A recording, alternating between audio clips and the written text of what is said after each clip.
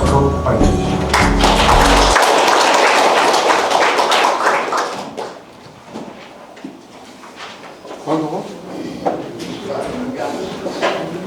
교수님 인사드리겠습니다.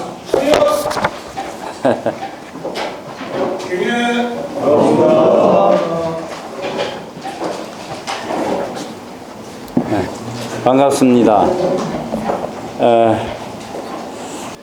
덕계 선생에 관한 전반적인 이야기를 하고 7월 5일에는 그 영년일기를 구체적으로 살펴보면서 그 의미를 좀 따져보는 것이 어떻겠나 이렇게 생각을 합니다.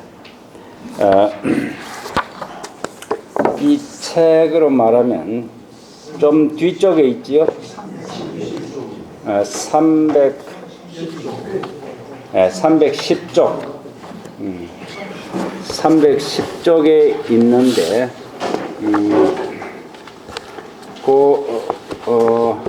앞부분을 한번 차분히 읽으면서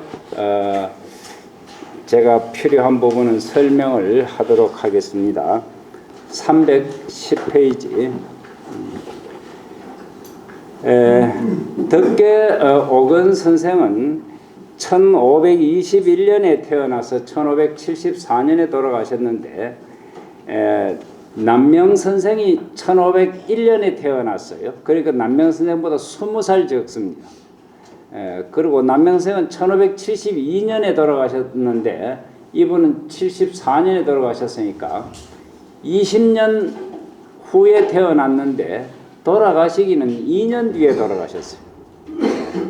그러니까 돌아가신 해로 보면 거의 동년배인 것처럼 그래 돌아가셨는데 태어난 걸로 말하면 20년 차이는 납니다. 근데 옛날에는 스승과 제자 사이에 나이 차이를 보면 대체로 20세 차이 나는 경우는 흔하지는 않습니다.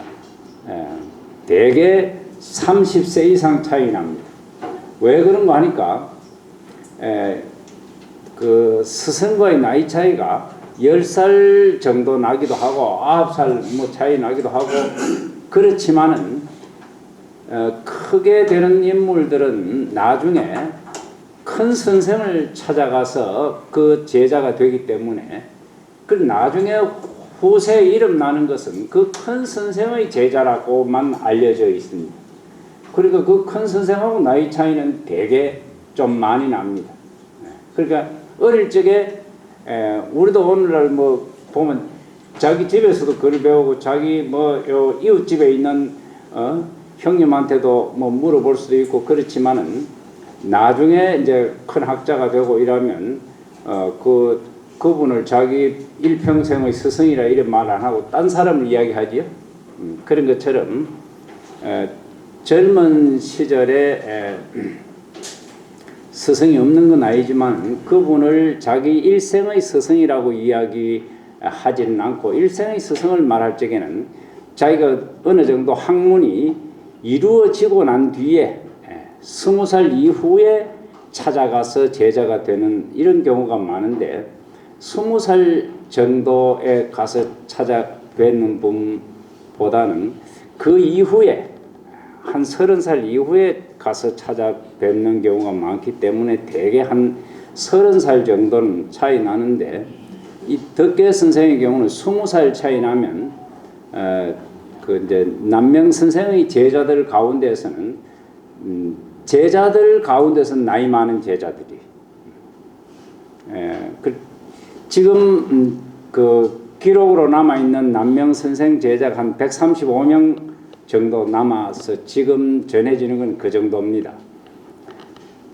그런데 그 가운데서 연령순으로 쭉 따지면 제일 나이 많은 분은 1512년생, 1511년생 요 정도에서 이제 그 남명 선생의 그 나이 많은 제자가 꼴에 있는데 그 가운데서 이제 덕계 선생은 좀 그 남명생 제자 가운데서 크게 이름난 분, 남명생 제자 가운데 한 7명을 뽑는다 하면 거기에 들어갈 정도의 이름난 분이지요. 이 덕계 선생은 1521년에 태어났는데 덕계 선생하고 비슷한 시기에 덕계 선생하고 어릴 적부터 좀 친했던 사람 중에 유명한 분이 옥계노진이라고 하는 분이 있습니다. 옥계노진이라고 하는 분은 함양 출신인데 이 덕계 옥은 선생하고 같이 옥계노진, 그 다음에 구조람 양희, 그 다음 청년 이후백, 이런 분들하고 당시 함양에 있었던 당곡 정희보라고 하는 분이 있었는데 그분의 제자였습니다. 초기에는. 그러다가 나중에 남명 선생의 제자가 되었는데 그 가운데 나중에 크게 이름난 사람으로서 옥계노진이라고 하는 분인데 옥계노진은 1518년생입니다. 이 덕계보다 3살이 많은데 지금 현재 남명 선생의 문집이나 또는 남명 선생 다른 기록에 보면 옥계노진은 남명 선생의 제자로 기록되어 있지 않습니다. 왜 남명 선생의 제자로 기록되어 있지 않는지 이것은 명확하지 않는데 이 덕계가 남긴 이 영년일기를 보면 옥계노진은 남명 선생 제자가 맞아요. 남명 선생 제자가 맞는데 그래서 그런 의미에서 영년일기가 상당히 중요한 자료입니다. 근데 옥계 선생의 그 자손들이 자존심이 있어서 그랬는지는 모르겠는데 자기 조상을 남명 선생의 문인이라고 이야기를 하지 않아요. 그러니까 그지 후손들이 우리 할아버지는 남명 선생 문인이 아니라고 이야기를 하는데 남명 선생 문인록에 그분을 문인으로 올릴 수가 없게 돼 있죠. 그건 여러 가지 이유가 있을 수가 있는데 남명 선생이 그 당시에는 적자가 없었어요. 딸이 하나 있었는데 딸은 시집 가버렸고 아들이 8살 먹어서 죽어버렸기 때문에 적자가 없었어요. 그 부실의 후손은 있는데 조선시대에는 부실 후손을 별로 인정하지 않았다. 그러니까 남명생 자손들이 미미하니까 그리고 남명생 벼슬을 못했거든. 결과적으로는 벼슬을 하나도 하지 않았어요. 처사로 끝났단 말이에요. 그런데 자기 조상은 이조 판서까지 했어요. 현직 이조 판서까지 했어요. 옥계노진이라고 하는 분. 그런데 남명생 제자로 넣고 싶지 않은 거예요. 저는 대개 이유가 그런 정도밖에 없지 않겠느냐 이렇게 생각을 합니다. 오늘날 이야기하는 거하고 또 좀 다르는데 현직 이조 판서라고 하는 이런 자리는 조선시대로는 굉장한 자리였습니다. 그런 자리였는데 그런 자리에 있었던 분의 스승이 아무런 벼슬 없는 사람입니다. 게다가 그 자손들도 아무 벼슬 앞으로 할 수도 없어요. 그 남명생 자손들은 조선시대 내내 벼슬한 사람이 없습니다. 그럼 그렇게 집안을 미미하다고 생각을 하는 거예요. 그 퇴계 선생도 그 당시에 그 봉화에 사는 금씨들이 검은고 금자 있지요? 그 금씨들이 그 집안이 시원찮다고 쳐주질 않았어요. 근데 나중에 되니까 완전히 역전이 되어버렸죠. 금씨들보다 오히려 퇴계 선생 후손들이 나중에는 학자도 많이 나오고 이래 되니까 달라졌는데 남명 선생의 경우는 그 자손들이 그 이제 적자 자손이 없고 이러니까 나중에도 어떻게 이 회복될 가능성이 사실은 없었던 거고 그래서 뭐 그랬나 이래 싶은데 하여튼 좀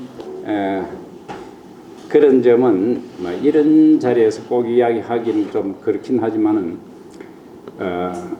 옥계 선생은 그 당시로는 남용 선생의 문인이었다 이렇게 볼 수 있고 그 근거가 되는 것이 이 덕계 선생의 영년일기 자료입니다. 그리고 그 덕계 선생하고 옥계 선생은 서로 친분이 굉장히 두터운 친구였기 때문에 이 기록에 남아 있고 해서 그런 상황을 알 수가 있습니다. 그 이제 덕계 선생이 1521년에 태어났지만 자기 원래 그때 사람들은 전부 함양 살았어요. 이 본관이 함양 옷인데 함양 살다가 자기 오대조부터 이제 산청으로 내려와서 살아서 지금 산청 인근에 사는 함양 오시들이 많은 것은 이제 이분들 오대조 이후로 산청에 내려와서 살다 보니까 그래 된 것이고 원래 함양이었어요. 그래서 함양 쪽에 있는 사람들하고 친분이 두터웠습니다. 태어난 곳이 덕천인데 덕천서원의 덕천하고 똑같습니다. 지금 산청읍에 석계서원이 있는데 석계서원이 있는 그 자리가 바로 덕천입니다. 덕계는 11세에 아버지 상을 당한 뒤 14세 때는 할머니의 상을, 16세 때는 할아버지의 상을, 24세 때는 어머니의 상을, 25세 때는 할머니가 두 분이었어요. 그 앞에 할머니가 먼저 돌아가셨죠. 14살 때 14살 때 할머니의 상을 당했는데 그 할머니 상을 당하고 그 사이에 이 자기 할아버지가 다시 재취를 했던 모양. 그래가지고 그 재취 할머니는 자기 어머니보다 나중에 돌아가셨어요. 이 덕계 선생 어머니보다 그러니까 며느리보다 더 오래 사셨던 건데 그건 아마 나이가 며느리보다 젊었을지도 모릅니다. 옛날에 혼인한 거 보면 그 재취할 적에도 되게 오늘날 사람들이 생각하듯이 그렇게 혼인하는 게 아니고 처녀장가를 듭니다. 그리고 나이 들어도 처녀장가 되니까 나이 차이가 많이 나죠. 그러니까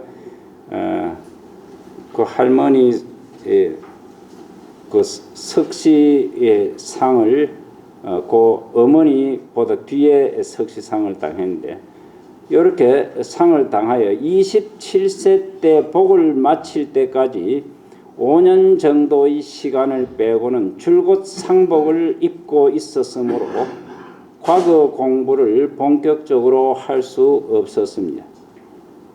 이게 무슨 소린가 하니까 우선 자기 아버지의 상을 먼저 당하고 자기가 맞은데 자기 아버지의 상을 먼저 당하고 나면 아버지를 대신해서 할아버지 할머니 상은 할아버지 할머니 상으로 안 하고 아버지 어머니 상처럼 합니다. 그래서 성중상이라고 하죠. 그러니까 그러니까 자기 아버지 상 하는데 3년상, 그 다음에 할아버지 살아계실 적에 할머니 상이기 때문에 그건 1년상이에요. 그 다음에 자기 할아버지 상을 당해서 또 3년상이에요. 그 다음에 어머니상 또 3년상이, 그 다음에 자기 계조모 또 조모상 그것도 3년상이, 이러면 13년 동안 사실은 만으로 13년은 아닙니다만 횟수로 13해 동안 사실은 상복을 입어야 되는 이런 처지였어요. 그러니까 물론 그게 겹치는 시간도 있고 이렇게 해서 13년 동안 한 건 아닌데, 거기 한 5년 가까이, 젊은 시절 한 5년 가까이 빼고는 줄곧 상복을 입고 있었는데, 상복을 입고 있을 적에는 과거 시험 준비를 할 수가 없어요. 우리 생각에는 그게 무슨 소리냐 이러지만 조선시대에는 상복 입은 사람으로서 과거 시험을 칠 수가 없습니다. 상복을 지금 입고 있는 중에는 과거 시험을 칠 수가 없어요. 물론 현직에 있던 사람도 자기가 3년상을 그 부모상을 지금 당했다라고 하면 벼슬을 그만두고 내려와야 됩니다. 벼슬을 그만두지 않으면 안 되느냐 하지만 그거 되질 않아요. 3년상 할 동안에는 반드시 벼슬을 그만둬야 됩니다. 자기가 그만두지 않으면 아주 그거는 말도 되지도 않아요. 그러니까 벼슬을 갖고 있어도 그만둬야 될 판인데 벼슬을 하기 위한 공부를 한다는 건 말이 안 되는 거죠. 특히 거기에는 시험 내용에 시나 부 같은 게 있는데 상복을 입은 상태로서는 시나 부를 공부를 할 수 없게 돼 있어요. 그런 글을 쓰거나 그런 글을 읽어봐도 안 돼요. 그러니까 뭐 몰래 보면 안 되겠나 이카지만 물론 뭐 몰래 보면 그만이기 하겠지만은, 그러나 그게 이제 상복을 입는 분들이 여기에 이런 문집을 남긴 이런 분들은 다들 참 우리가 생각해 보면 도저히 따라갈 수 없을 정도로 행실이 남다른 분들입니다. 굉장한 분들인데 이런 분들이 뭐 과거 시험 합격하겠다고 몰래 무슨 시를 연습하거나 시를 보거나 이렇게 할 리가 없단 말이에요. 과거 공부를 할 수가 없었던 거예요. 그러니까 시험도 쳐보지도 못했고 또 상중에는 혼인을 할 수가 없습니다. 그러니까 이분은 27살 때 복을 마쳤는데, 이제 27살 때 자기 할아버지, 할머니, 아버지 다 돌아가셨어요. 그래서 더 이상 이제 자기가 3년상 입을 그런 분 없게 됐는데, 그때 가서 이제 비로소 결혼도 할 수가 있고 과거 시험도 준비할 수 있었던 겁니다. 그러니까 그때부터 이제 과거 공부를 해서 31살 때 비로소 진사초시에 합격하였고 이해의 남명을 찾아서 제자가 됩니다. 그러면 31살 때 그 진사초시하는 게, 이것은 생원 진사하는 게, 이거는 소과라고 합니다. 시험 옛날에 소과가 있고 대과가 있는데 이 소과는 선비 자격 시험입니다. 이거는 벼슬하기 위한 시험이 아니고 대과라야 벼슬하기 위한 시험인데, 대과에는 문과가 있고 무과가 있고 잡과가 있고 그렇습니다. 그 문과, 무과, 잡과는 다 벼슬하기 위한 시험입니다. 그런데 그 이제 우리 의원들이 내의원에 그 들어가서 근무하기 위해서 시험 치는 거, 이런 것도 잡과에 들어가 있죠. 그거는 시험처가 합격하면 벼슬길에 나가는 거예요. 근데 문신이 되기 위해서는 문과를 치고 무신이 되기 위해서는 무과를 치고 그 이외에 전문직에 종사하기 위해서는 이제 잡과가 있는데, 여기에 진사초시하는 게 이것은 소과입니다. 이거는 선비 자격 시험, 이거는 벼슬을 하기 위한 시험은 아니지요. 그런데 이런 시험 준비도 역시 그 시를 공부를 해야 되고 하기 때문에 이것도 그 상중에는 할 수 없습니다. 그 상중에 할 수 있는 게 뭐냐 하니까 상중에 공부할 수 있는 것은 경서예요.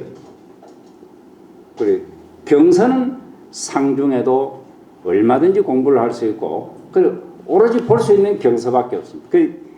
이 덕계 선생의 연보에 보면 6살 때부터 공부를 하기 시작했다고 의뢰하는데 9살에 대학과 논어 등의 책을 보았고 그 뒤에 이제 무슨 책을 봤다는 말은 자세히 안 해놨지만 그 18세의 기록을 보면 매야의 송중용 2편 밤마다 중용을 2번 외웠다.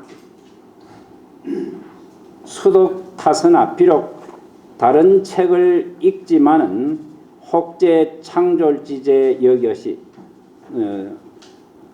혹 아주 다급한 일이 있다 할지라도 또한 이와 같이 했다. 그러니까 다른 책을 낮에는 공부하고 뭐 하더라도 또는 또 급한 일이 있다 하더라도 밤에 잠자기 전에 중용을 2번은 반드시 읽었다.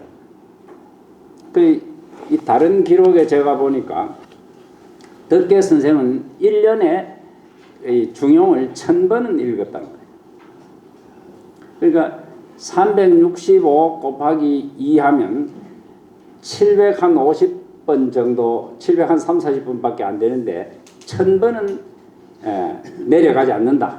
불하 1000번 이렇게 1000번을 내려가지 않는다. 1년에 1000번쯤 읽었다는 이야기인데 그걸 요 말을 보면 매 밤마다 2번씩 읽었다 하는 말을 보면 1년에 1000번 읽었단 말이 이해가 되죠.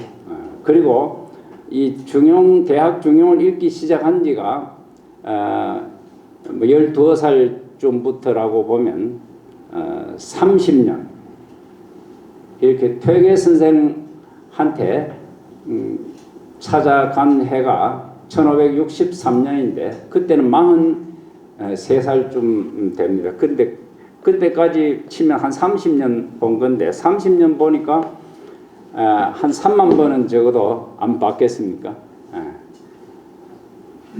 그걸 나누니까 나중에 퇴계 선생을 찾아가서 이야기를 하는데 나중에는 뭐 대학 중용 관계에 이제 이야기를 하게 되고 하다 보니까 퇴계 선생이 그 대학과 중용의 그 이해에 얼마나 깊이가 있는지 놀랐다는 거예요. 그래서 퇴계 선생이 다른 사람들한테 이 덕계를 이야기할 때는 늘 대학 중용은 내가 이 사람한테 미치지 못한다. 이런 이야기를 했다고 합니다. 그 정도로 이분이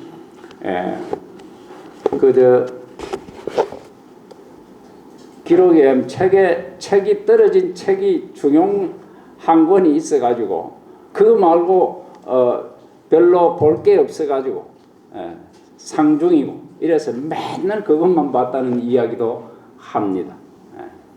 근데 참 우리는 되게 책 그거 중용 그 한두 번 읽고 그 누가 물어보면 나도 중용 봤다 이렇게 이야기를 하는데 옛날 어른들은 그 평생 1000번쯤은 읽어야 그 책을 이제 읽었다. 그리고 1000번 읽기 전까지는 나는 그 책을 읽었다 소리를 안 한다는 거예요.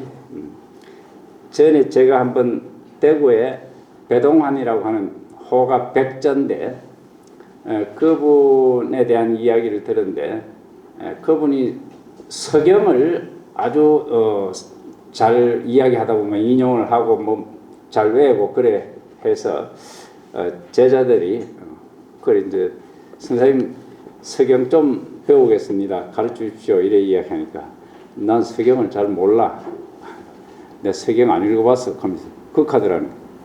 근데 자꾸 인용을 하기도 하고 뭐 머릿속에 외가 있는 게 많은데 안 읽었다 하니까 가르쳐 주기 싫어서 그런 줄 알고 또 한 두어 주 있다가 또 가서 선생님 좀 가르쳐 주이소.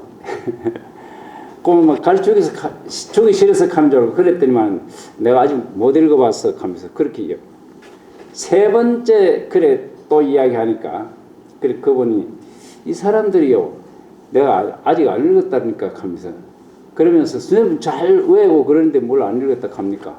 그러니까 내가 그 외우고 있어도 그게 뭐 제대로 외운 것도 아니고 내가 이제까지 읽은 게 한 500번밖에 안 돼 하면서 1000번은 읽어야 예전에 읽었다 소리 하라고 어른들이 그래 말씀했는데 내가 그 절반도 지금 못 읽었잖아.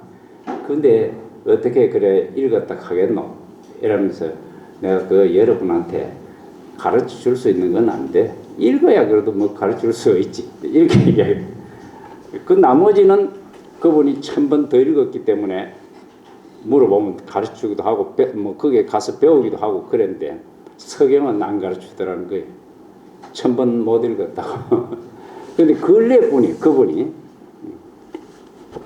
제가 대구에서 공부할 적에 그분한테 배운 사람들하고 같이 공부를 했는데 그런 이야기를 들었어. 근래 요즘 1980년대까지 살아 있었던 분인데 그래 이야기하는 거 보면 옛날 어른들 공부가 얼마나 독실했던가 하는 걸 알 수가 있죠. 이 덕계 선생도 한 해 1000번 읽었다니까. 공부를 얼마나 깊이 했겠어. 그리고 1000번 읽고 그럴 경우에는 우리는 대충 빨리 읽기도 하고 뭐 그렇겠지만은 어떤 때는 자기도 모르게 읽다가 이게 무슨 뜻일까 생각이 나면 그 다음에 그걸 읽다가 생각을 하기 시작합니다. 그래 하다 보니까 답답하면 또 이상하게 이해가 안 되면 또 그 잔주를 또 뒤져보고 그 주석을 보다가 안 되면 또 고민해보고 또 다른 사람들은 어떻게 이야기했을까 이를 생각해보고 또 질문하고 이렇게 하다가 보니까 그 중용에 대해서는 그 덕계만큼 깊이 생각해본 사람조차 없다는 거예요. 그러니까 그 중용을 이해하는 수준도 엄청나게 깊었다고 하는 것이죠. 그 다음 한번 보겠습니다. 32세에 진사가 되고 36세에 성균관에서 공부를 한 뒤 38세 때인 1558년에 비로소 문과에 급제하였습니다. 그러니까 38세 때 문과에 급제했다고 하면 일반적으로는 조금 늦은 셈입니다. 대개 조선시대 문과 급제하는 나이 평균 나이로 치면 한 33세에서 35세 요 정도 됩니다. 퇴계 선생도 33살 때 문과에 급제했는데 그 정도는 이제 합격한 사람들 중에서 대개 그 머리의 뛰어남 이 정도로 치면 중간쯤 되는 경우고 20대에 합격한 사람들은 아주 당대의 천재로 알려진 분들이죠. 그리고 이제 서해 유성룡 선생도 25세에 합격했고 율곡 선생 이런 분 다 20대 초반에 합격했어요. 그리고 20대에 합격한 분들은 정말 뛰어난 분들이죠. 그 오늘날로 치는 것 같으면 자기 나이 또래의 1등 정도 하는 이런 사람들이 그걸 합쳐봐야 한 시대에 같이 사는 사람 30명 정도 뭐 이 나이 들어서 한 60 정도까지 산다고 보면 한 3, 40년 정도의 그 1등 하는 사람 치는 것 같으면 뭐 3, 40명 그 속에서 나오니까 그 자기 또래에서는 최고라는 거예요. 우리 지금 오늘날 입학 시험 쳐보면 자기 나이 또래 사람이 전국에 뭐 60만이니 50만이니 하는데 요즘 좀 줄어가 뭐 40만이라 하든가 하는데 그리고 60만 중에서 1등인 거예요. 그런 사람들이 그 문과급제의 1등 합격자라고 보면 그런 분들이 보통 분들이 아니라고 볼 수 있겠죠. 그래서 그런 분들 기록에 보면 막 어릴 적부터 똑똑하고 뭐 보기만 하고 외우고 이러면 그런 기록들이 많이 있거든. 지금 책이. 그렇게 사람들이 옛날 사람들은 전부 뻥이 심하다. 전부 뭐 어릴 때부터 똑똑하지 않다 한 사람 아무도 없고 그런데 긴 역사 속에서 자기 시대에 우리가 500년 동안에 한 사람씩 치면 500명이잖아요. 나이 그 해 태어난 사람 중에 1등 한 사람씩만 꼽아도 500명이잖아요. 그러니까 조선시대 500명 중에 든 사람을 우리가 보면서 뛰어나다고 이야기하면 이거 거짓말대라고 이렇게 이야기하는 거는 우리가 너무 무식한 거지. 정말 그건 굉장한 사람들입니다. 덕계 선생 이런 분도 우리 보통 사람들하고는 다른 분인데도 불구하고 좀 늦게 시작하긴 했지만 38살에 합격할 정도입니다. 그러니까 그 과거 합격하는 게 그렇게 쉽지 않다는 거예요. 그래서 30대 중반쯤 합격하면 조금 이제 그게 되게 정상이라고 보는데 38세면 약간 늦은 셈이죠. 그리고 그 다음에 그러니까 1558년에 문과에 급제하였는데 그리고 그 다음에 정월에 권지 성균관 학유 이제 학유라고 하는 게 이게 벼슬 이름이고 성균관은 관청 이름이고 권지라고 하는 말은 요 권자가 임시로 하는 뜻이에요. 임시로. 지는 알아서 처리한다. 요즘 무슨 군사, 지천지 중추부사, 지중추부사, 중추부 일을 알아서 판단한다. 이 알지자가 그냥 단순하게 안다는 뜻이 아니고 알아서 처리한다, 판단한다 이런 뜻이 있습니다.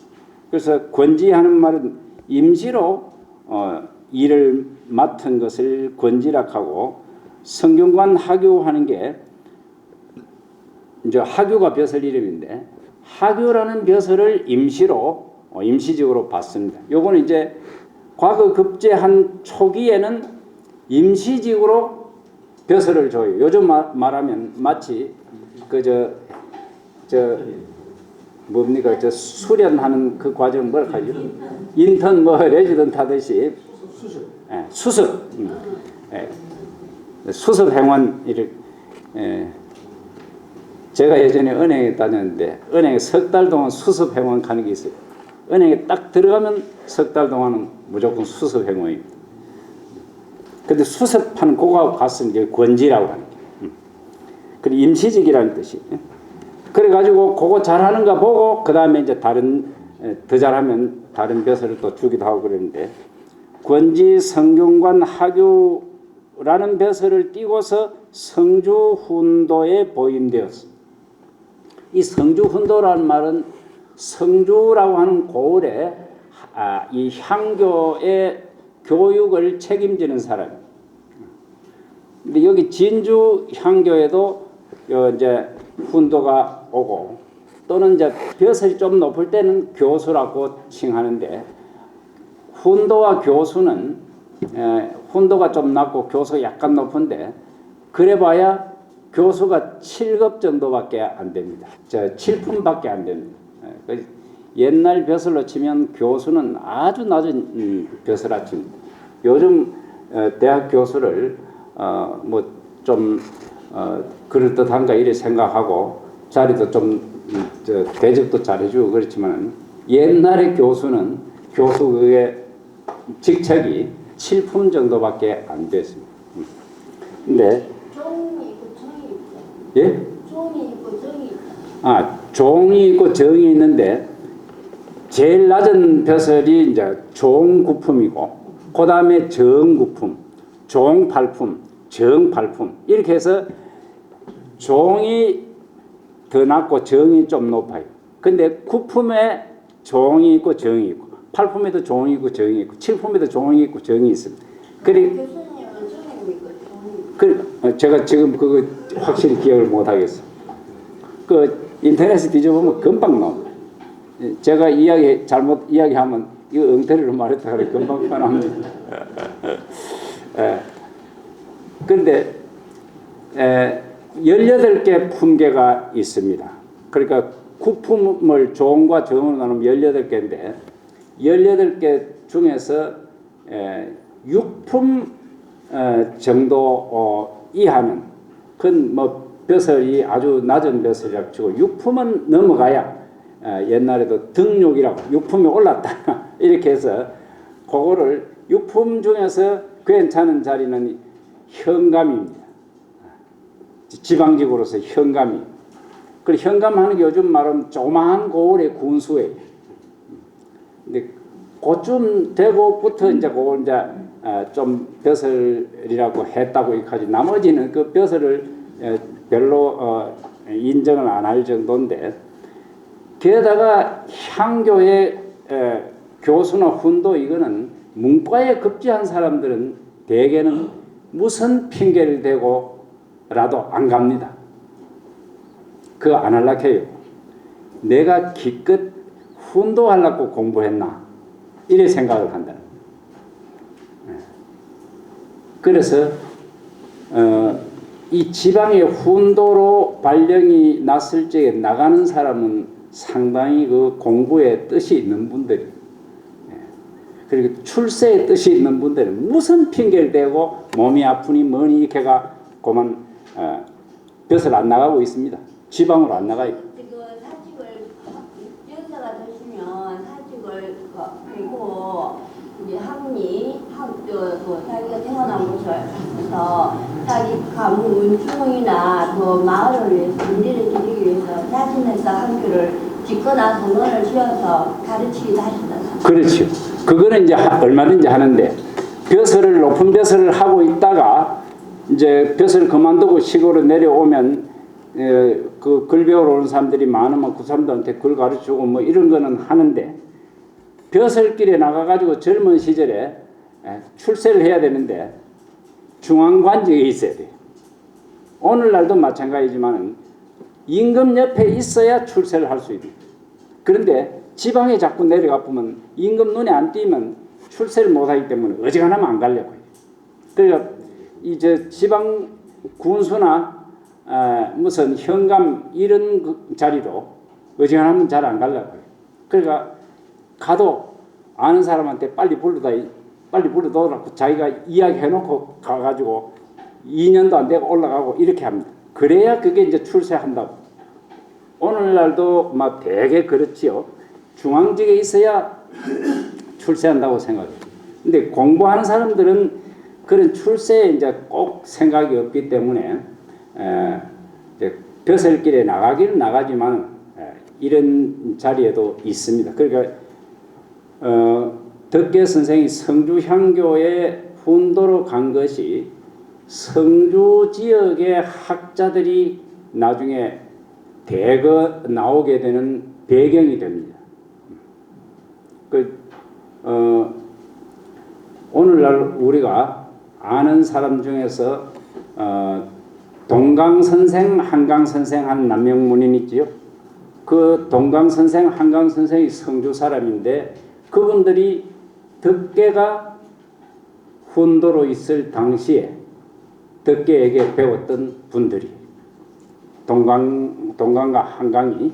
그리고 나중에 그분들이 남명제자가 됩니다. 그래서 그분들 남명제자라고 하지만 초기에는 덕계 선생에게 배웠습니다.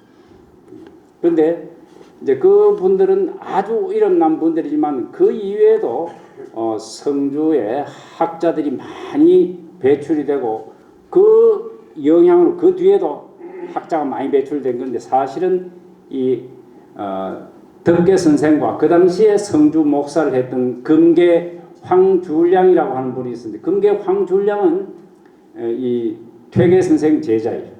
그리고 퇴계 선생 제자 한 사람하고 남명생 제자 한 사람이 한 사람은 성주 목사, 한 사람은 성주 훈도 이렇게가 그 두 분이 교육에 매진해가지고 성주 지역이 문풍이 일어나게 했습니다. 굉장히 성주라고 하는 지역에서 생각해 보면 이 덕계 선생의 영향이 굉장히 컸다고 볼 수 있습니다. 성주가 조선인 시의 그 출발점 아닌가요? 예?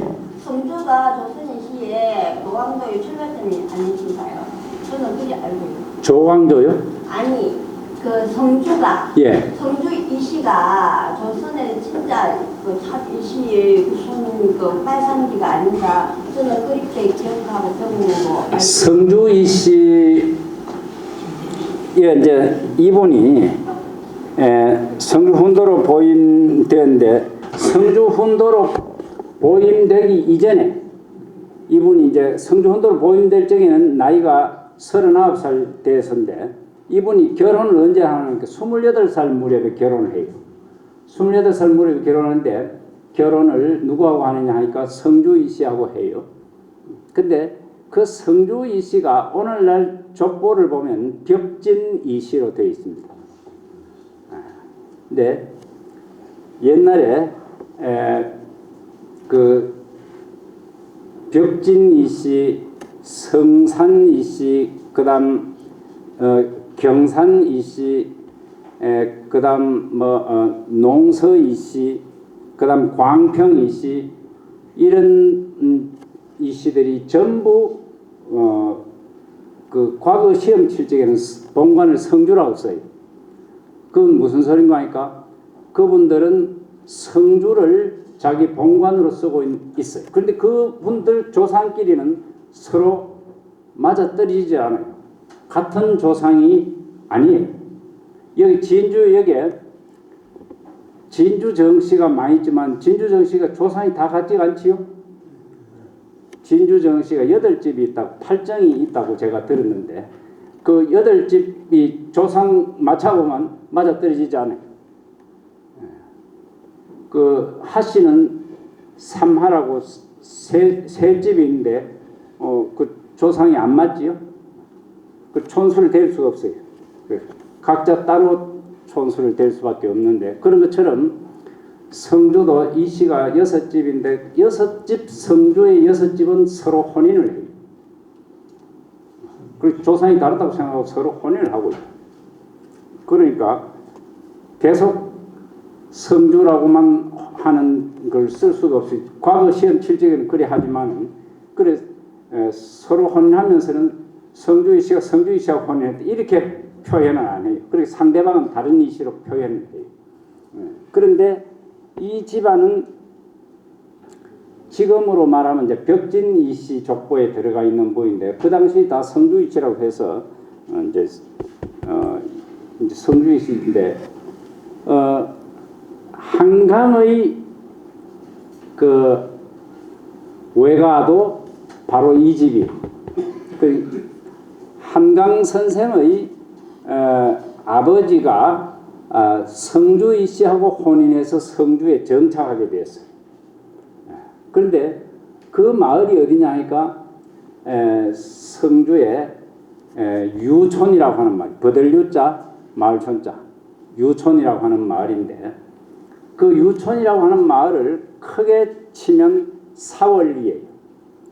사월리 하는 그 사월리 중에 그 조그만 마을 이름 하나가 사도실이에요. 그 사도실 하는 데가 지금은 의성 김씨들이 그 이제 살고 있는 곳인데 거기에 누가 있었냐면 동강 김우홍이 살고 있었어요. 그 동강 김우홍은 자기 형제간 중에서는 자기가 막내인데 자기 형 중에는 1522년생이 있고 1524년생이 있고 그 또 1538년생이 있고 동강 김우홍은 1540년생이죠. 근데 그 형제간 4사람이 다 아주 똑똑해요. 그리고 그 동강 김우홍의 아버지가 칠봉 김희삼이라고 하는 분인데 이분이 남명선생하고 아주 친하게 지냈어요. 그러니까 남명선 친구의 아들들인데 그 중에 한 사람이 남명선생의 외손서가 됩니다. 남명선생의 딸이 하나 있다고 아까 이야기 안 했습니다. 그 딸이 시집가가 또 딸 둘을 낳았는데 그 중에 맏딸이 이제 김우홍의 그 처가 됩니다. 근데 그런 그 마을이 바로 유촌과 이웃에 붙어 있는 마을입니다. 그 유촌이라고 하는 마을에 한강의 아버지가 이제 그 장가들은 그곳에 덕계가 그걸로 또 장가들어요. 그리고 그 마을에 성주의 시중에 이환이라고 하는 빛날 환자, 우리 요즘 불화변에서는 빛날 환자 있죠? 외자입니다. 이환이라고 하는 분의 사위가 한강의 아버지고, 그 이환의 동생이 이광이라고 하는 사람, 빛광자. 이광이라는 사람의 사위가 이 덕계오건입니다. 그러니까 덕계오건은 한강하고 말하자면 한강의 그 어머니하고 덕계의 부인하고 사촌 자매간이죠. 그러니까 자기 친이모는 아니고 종이모. 그 한강으로 말하면. 그러니까 종이모부가 덕계인데, 덕계가 자기 처가로 오면 한강은 어릴 때 만날 수 있겠지요. 한강하고 덕계하고 나이가 22살 차이 납니다. 한강은 1543년생, 이분 1521년생이니까 한강보다 22살 많단 말이죠. 그러니까 어릴 적에 한강이 어릴 적에 덕계가 자기 처가에 오면 그 어린 한강을 만났을 수 있었겠지요. 그런데 나중에 덕계가 성주 훈도로 오게 되니까 성주에서 이제 다른 많은 학생들하고 같이 배우게 된 것이죠. 그래서 그 중에서 아주 두드러진 인물이 그 동강 선생과 한강 선생이었다는 겁니다. 그 이제 그때 성주를 그 네 군데의 학교를 그 집을 정사를 지어 가지고 그 돌아가면서 지도를 했다는 거예요. 그래서 동쪽, 서쪽, 남쪽, 북쪽 이렇게 중앙에 있는 향교에만 하려고 하면 너무 멀고 사람들이 멀고 오기가 힘들고 하니까 향교에서 다 못하고 하니까 동서남북 네 군데 정사를 지어놓고 이 말하자면 훈도가 다니면서 지도를 했다는 거예요. 그래가지고 성주 지역이 이제 학문이 크게 발전하게 된 배경이 되었다고 하는데, 그 성주 향교에 이분이 4년 정도 있었어요. 1559년에 가서 59, 60, 61, 62, 63년, 62년에 맞춰서 그러니까 4년 정도 꼬박 그 성주 향교에 훈도로 있었으니까 대개 일반적으로는 그런 훈도 자리에 있고 싶어 하지 않는데 이분은 훈도 자리에 있는 것을 아주 즐거워하면서 학생들을 가르치고 하는데 굉장히 힘을 쏟았다 하는 거예요. 그래서 성주 지역 사람으로서는 이분을 잊을 수 없을 정도로 참 자기 처향이기도 하지만 자기가 특히 관심을 많이 쏟아서 제자들이 많습니다. 그런데 처음 과거 급제해가지고 성주 훈도로 갔을 당시에는 성주 목사가 사인당 노경린이라고 하는 분.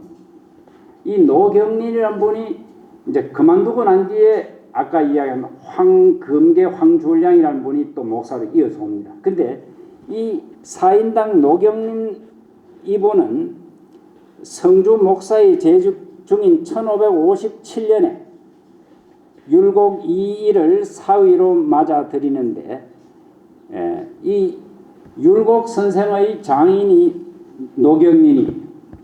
노경린인데 이 1557년 율곡 선생은 1536년생이 그럼 1557년이면 22살 때인데 22살 때 자기가 자기 장인이 성주 목사로 있는 그곳으로 장가를 듭니다.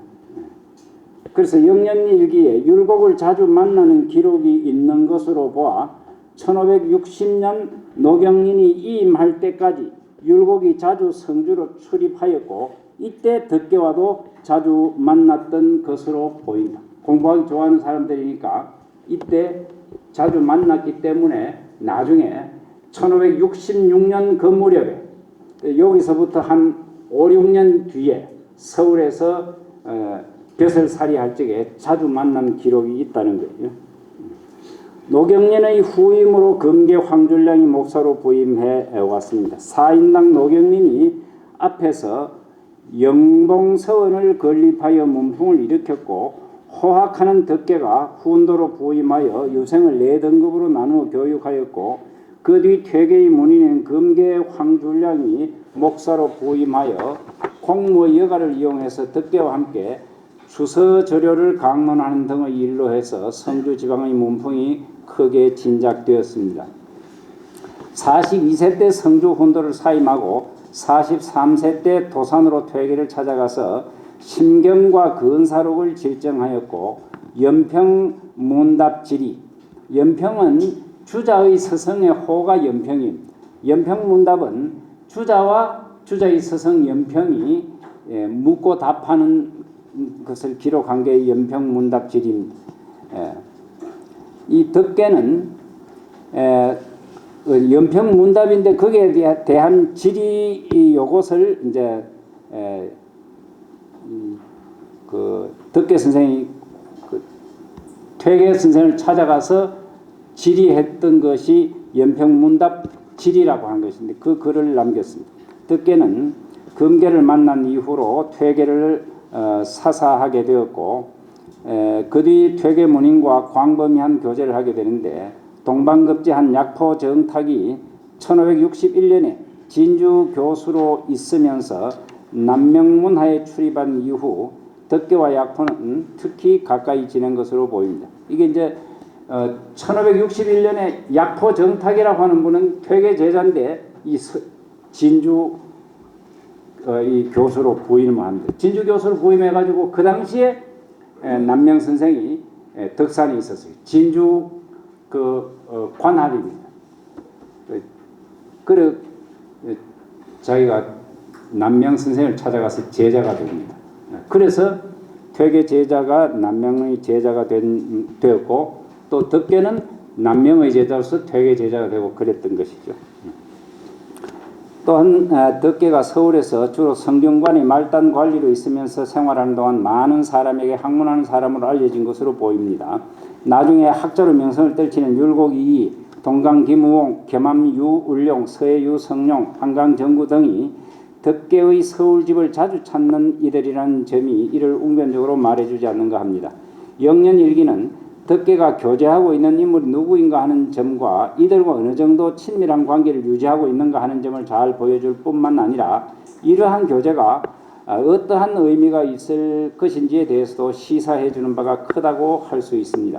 덕계에 대해서는 시색에 대한 석사학위 논문과 선비정신을 다룬 논문 등이 있으나 덕계의 일생 또는 영년일기 이 일을 남명학파의 전개 과정에 초점을 맞추어 설명한 논문은 없습니다. 덕계는 남명의 문인 가운데 비교적 연장이면서 중앙정계에서 학문적으로 인정을 받았으므로 남명학파에서 그가 차지하고 있는 위치와 역할은 매우 의미 있는 것으로 생각이 됩니다. 여기서는 영년일기를 중심으로 한번 생각해보자 라고 하는 것이 오는데 이 서론 읽다가 제가 딴 이야기를 많이 하다 보니까 시간이 1시간 지났습니다. 조금 쉬었다가 다시 하겠습니다. 좀 쉬겠습니다. 쉬는 시간에 이제 우리가 여기서 제가 뭐 문인이란 말을 많이 하고 그랬는데 사사했다 이런 말도 하고 있는데 그 문인이란 말이 도대체 어떻게 해서 성립이 되느냐, 어떤 사람을 문인이라고 하느냐. 문인은 뭐 제자라는 말과 같은데 어떤 경우에 문인이 되느냐 하는 이야기인데 이제 우리가 사사했다. 이제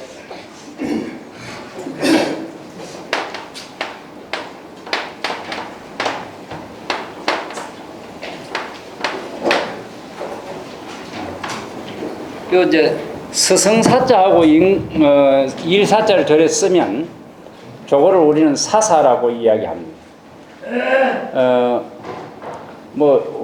요즘 발음을 뭐 사사 이렇게 이야기하는데 사사라고 하지 않고 서성사자는 평성이고 일사자 저거 섬긴다 할 때는 측성입니다. 그러면 사사라고 발음하는데 그 사사한다는 말은 스승으로 섬김 이런 뜻입니다. 요 일사자 섬긴다. 스승으로 섬겼다라는 말이고, 저거는 이제 제자라는 말을, 그가 누구의 제자가 되었다라는 말을 달리 사사하였다 이렇게 쓰면 제자라는 뜻이 됩니다. 그게. 근데 그러면 사사하였다는 말은 어떤 경우에 쓰는 것인가? 그는 원래 집지를 해야 사사가 됩니다.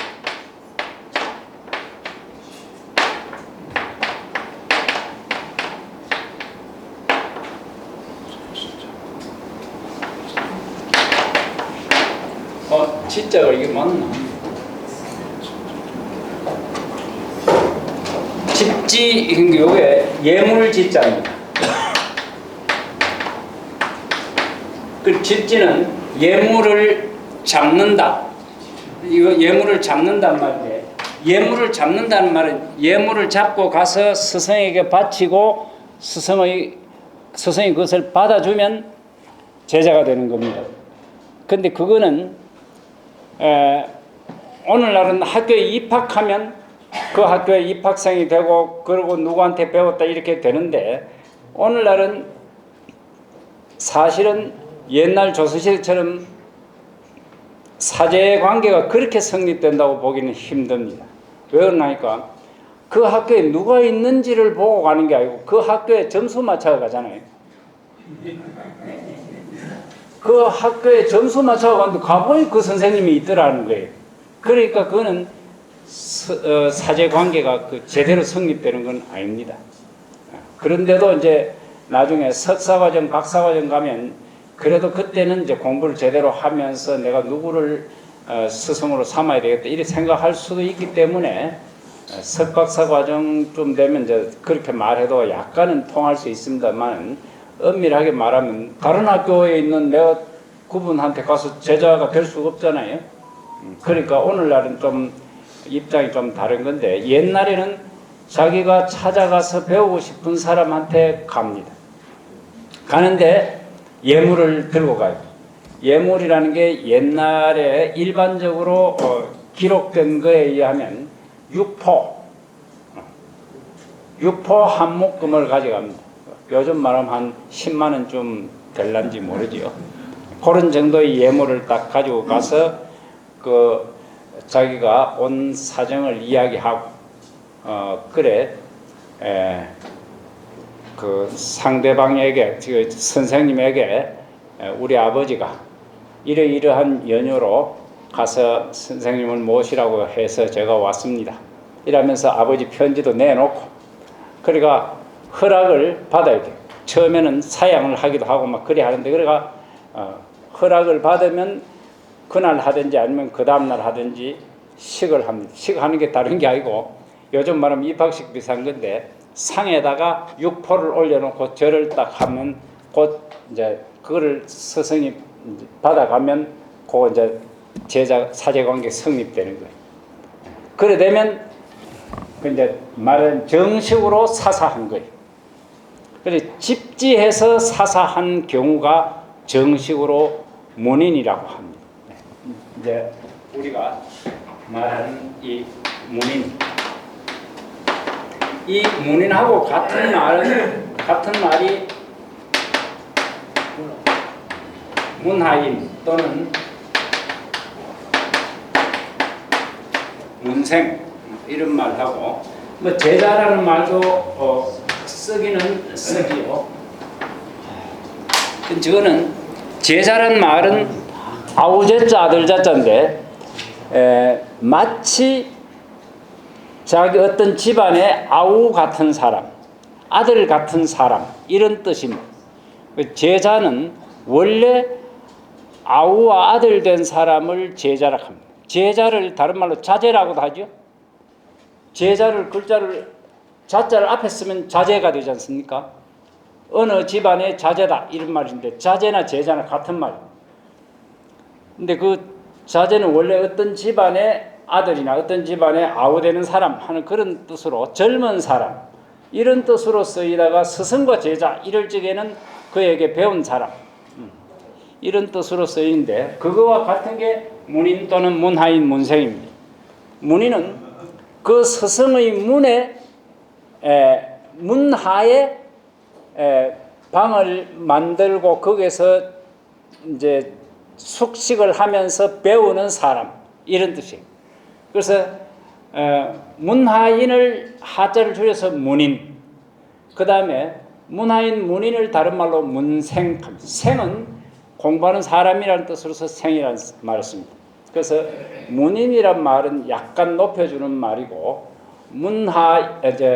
문생 이런 말은 이제 학생이라는 뜻이 요즘 말로 문하에서 배운 학생이라는 뜻인데 자기 자신을 일컬을 때는 대개 문생 이렇게 많이 쓰고 다른 사람들이 일컬을 때 그 암흑의 문인이다 이렇게 씁니다.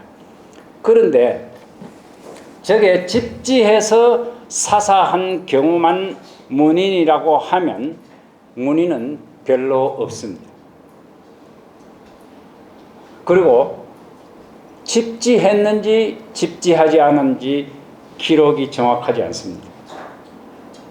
그래서 퇴계 선생의 문인록에 들어있는 300여 명 사람들을 보면 집지한 기록이 있는 사람은 몇 사람 안 됩니다. 몇 사람 없어요. 그러니까 집지했다라고 구체적으로 뭐 어떤 식으로 했느냐 이거 말고 몇 월 며칠에 했다 이런 것도 없고 그냥 집지했다라고 하는 그런 기록 있는 사람만 쳐도 몇 명 안 돼요. 그 대부분 그런 기록이 없습니다. 그러면 기록도 없고 뭐 확실한 증거도 없는데 어떻게 문인이라고 하느냐 이런 게 이름난 분 퇴계 선생과 같은 분은 퇴계 선생하고 편지가 한 번 있다 이러면 그 편지 있는 그분의 후손들이 우리 할아버지는 퇴계 선생 제자다 편지가 안 있나 이렇게 이야기하면 퇴계 선생 문인록에 올라갑니다. 그래서 편지가 하나 있다라고 하는 것은 굉장히 중요한 증거로 쓰입니다. 그 다음에 어디 모임에서 참여했다. 그게 다른 기록에 남아있어요. 그러면 그 요즘 말하면 강회, 그 강회에 여기 보면 덕계 선생이 주관을 해가지고 남명생을 모시고 지곡사에서 산청 지곡사에서 모이는데 그때 암호암호가 쫙 왔어요. 그러면 제자 아니냐 하면 아 그렇다 인정해 줍니다. 그래서 남명 선생에게 얼굴을 비추고 그의 가르침을 하루라도 들었으면 이제 제자로 인정을 해주는 거예요. 그런데 이제 제자로 막 우리 조상을 올리고 싶지 않을 경우에는 문인록을 만들 적에 그 수단을 하지 않습니다. 우리 할아버지 그 올려달라 소리를 안 해요. 안 하면 제자 아닌 사람이 됩니다. 그 참 기가 막히죠. 문인록이 언제쯤 다 만들어졌습니까? 우리 남명 선생이나 퇴계 선생이나 그 문인록은 당대에 퇴계 선생 살아있을 적에 말하자면 그게 기록이 다 되어 있으면 그건 좀 간단할 거 아닙니까? 그런데 옛날에 선생님들은 자기 제자들을 두고 제자라 소리를 안 합니다. 이 사람 내 문인이다, 제자다 이런 말을 하지를 않아요. 어떻게 쓰느냐면 편지 쓸 적에도 상대방에게 퇴계 선생이 43살 적은 자기 제자한테 편지를 쓰면서 자기를 말할 적에는 노우, 늙은 벗, 암흑에가 이렇게 써요. 그러니까 같이 공부하는 사람이다. 같이 학문하는 사람이다. 이렇게 벗으로 봐요. 남명 선생이 동강 선생에게 쓴 기록을 보면 동강 선생이 과거 급제하기 전에 서울 올라가서 그 부실을 살기가 좀 곤란하니까 그래 부실을 얻으려고 하면서 남명 선생이 자기 처외조부니까 자기 스승이기도 하고 그러니까 이거 말없이 그 이제 그저 부실을 얻으면 좀 곤란하게 해서 편지를 보냈는데 남명 선생이 그 아직 과거 시험 합격하기 위해서 서울에 올라갔는데 과거 시험 합격도 안 하고 그래 부실을 얻으려고 해서 되겠는가? 그러면서 하는 이야기가 그대하고 내하고는 공부 내용에 대해서 하루 뭐 새로운 게 있으면 내한테 알려주고 나도 자네한테 알려주고 이렇게 해가지고 서로 도움이 되는 이런 사람이 되어야 되는 기다 하고 그 동강에게 편지 답장했는데 보면 받들 봉자를 썼어요. 받들어서 답한다 이래놨어. 자기보다 나이가 39살 적거든. 동강 김무홍. 그런데도 봉답이라고 받들어 답한다 이렇게 썼단 말이에요. 그러니까 그 옛날 편지로 글 쓸 적에는 전부 이 사제간에 자기 선생이 자기를 선생이 누구다 이렇게 쓰지도 않고 이름만 달랑 쓰지도 않고 벗이라는 말을 써요. 노우 이렇게 많이 씁니다. 그러니까 그것만 모아가지고는 사제관계가 뭔지 불분명해요. 불분명합니다. 그리고 지금 현재 아까 대개 문인, 남인 문인 이야기 하는 몇 명 한 그 자체는 그런 분과 어떻게 추정해요? 그래서 그 당대에는 이제 안 하니까 몰라요. 모르는 거 이제 돌아가시고 난 뒤에 문인록을 만드는데 대개 제자들 시대에 문인이 만들어지면 조금 나은데 제자들의 제자들 바로 다음 시대에도 문인록 만들어지는 경우가 없어요. 왜 그러냐면 문집 만들기도 바빠요. 제자들의 시대에 그 스승의 문집이 나오기도 어렵습니다. 그러니까 퇴계 선생은 1570년에 돌아가셨는데 1600년에 비로소 책이 나왔습니다. 문집이 나왔습니다. 그러니까 문인록은 그보다 훨씬 뒤에 나옵니다. 그러니까 그래 나오다 보니까 되게 자기 제자의 제자 이 시대쯤 돼가지고 이루어집니다. 이루어지다 보니까 그 제자의 범위가 되게 아까 이야기한 것처럼 우리 이 노 선생이라고 합니다. 그때 되면 자기 스승의 스승 이래 되면 노 선생이라고 하는데 이 노 선생의 그 문인록을 어떻게 해야 될 것인가 이제 그 사람들 여럿이 모여가지고 합의를 하는데 대개 이제 집지한 경우는 물론 확실한 경우지만 집지한 경우 이외에 편지 교분이 있었다. 이건 문인으로 다 인정을 합니다. 문인으로 인정하고 그 다음에 아까 이야기했던 것처럼 이 강회에 왔다는 다른 증거가 있다든지 이래 하면 다 문인으로 인정합니다. 그러니까 대개 편지가 남아있는 분들의 경우는 대개 문인으로 인정합니다. 특히 편지에서 질문한 내용이 있다. 이러면 확실히 문인으로 이야기를 할 수가 있는 거죠. 그리고 여하튼 어떤 식으로든지 뭐 만난 증거가 있으면 나이 차이가 나가지고 그 후손들이 우리 할아버지가 그분 제자다라고 하는 걸 올리고 싶어 하면 문인록에 안 올려줄 수가 없습니다. 그 증거가 있습니다. 그래서 이름 난 분한테는 제자가 자꾸 많아지는 거예요. 그럼 지금 현 세대에서 그런 근거가 있을 것같은 그 문인록에 된 사람도 올릴 수 있습니다. 뭐 오늘날 시대에 와가 문인록 만들 사람이 어디 있겠습니까만은 있다고 하면 뭐 자기가 올리고 싶어서 그렇게 올리면 그거는 되지만은 그거를 누가 요즘 사람이 문인록을 만들 사람이 어디 있겠습니까? 말하자면 그 스승의 입장에 있는 사람이 문인록 만드는 경우는 없습니다. 그래 만드는 경우는 없으니까 그 후대에 가가지고 나중에 뭐 그런 거를 한다고 하면 그거는 뭐 가능할 수 있겠죠. 정확한 답은 없는 거죠. 그러니까 그 사제관계라고 하는 것은 사제관계가 분명한데도 자기 자손이 잘못되면 들어가지 않습니다. 들어가지 않고. 논문에 지도교수나 위원장님, 신선생님 그런 거 같아요. 요즘 그런 경우는 뭐 그럴는지 모르지만 요즘 사제관계를 이야기하는 사람이 뭐 잘 있습니까? 오늘 교수님하고 우리가 이 자리에 이 탁시를 강연하고 또 사회관계도 연결시키시면 됩니다. 이런 경우는 뭐 충분하죠. 충분하지만은 제가 그런 자격이 안 되기 때문에 그런 이야기는 해봐야 소용이 없는 거고, 이제 옛날 시기라면 이제 그게 되는 건데, 말하자면 그런 시기인데 사람이 훌륭하지 않으면 그게 아무 소용이 없는 거죠. 아무리 자주 만났어도 입 딱 닫고 나는 그분하고 무관하다. 만나기는 했지만 내가 뭐 배운 게 없어.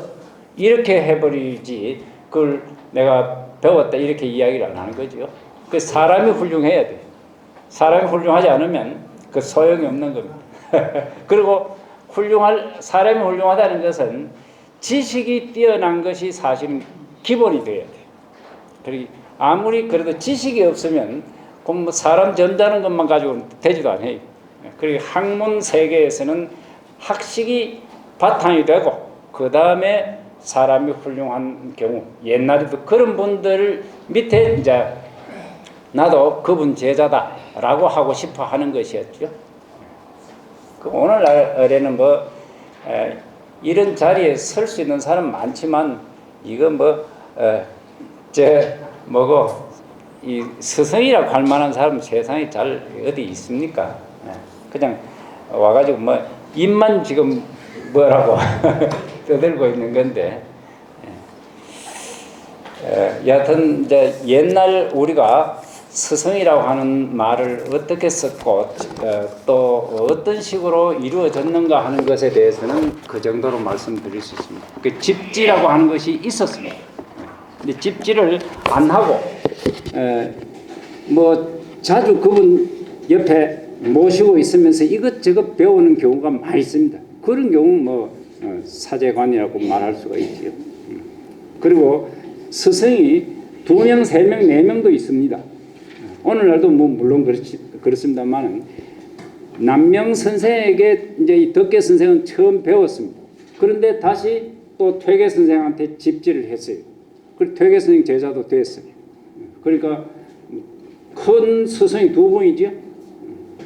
근데 어린 시절에는 또 글자 가르쳐준 선생이 있었을 거 아닙니까? 자기 할아버지 또는 이웃집에 자기 친척 형 뭐 이런 분들이 자기한테 글을 가르쳐주기도 했으니까 사실은 스승이 많은데 그런 분들이 아주 훌륭한 분이 있으면 그런 분들은 이야기를 안 하는 거예요. 그분이 우리 스승이라는 말 안 합니다. 교수님, 제가 질문하려고 답하는 시간이 좀 많아서 미안한데 밑에 주위에 사람들 보면은 우리 남명 선생을 51년도에 처음하고 61년도에 덕선서울에 오신 연대 자체가 10년 차이 나고 그다음에 사회강화에 대한 상태는 언제쯤부터 사회강화가 연결되어 가고 있습니다.